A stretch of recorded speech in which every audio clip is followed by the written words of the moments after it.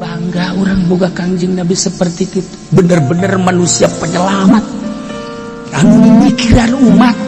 Ulah bae tigesle umat teh datang ka ditimbang aya kagorengan, datang ka ngajembati jembatan Siratal Mustaqim dipoleset telayangan muhungeun Kangjeng Nabi, berateuh Kangjeng Nabi ketika adalah umatna sing gulimpang di neraka jahanam. Ulah datang ka kos kitu Kangjeng Nabi sangat tanggung jawab luar biasa. Cak Kangjeng Nabi panggilan kula di mizan, panggilan kaulah di jembatan Siratal Mustaqim. Kula nu bakal nyapaatan ke aranjeun kabeh. Geus jelas jelema nu salalamet mah bisa berangkat sorangan ke sorga. Iyalah jelema-jelema nu carilaka menyeteri tulungan.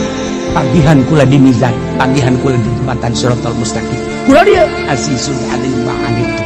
Ngerasa berat ketika umat mangi ka berat teh. Ngayaan kita selamat hiji-hiji acan. Ya Allah.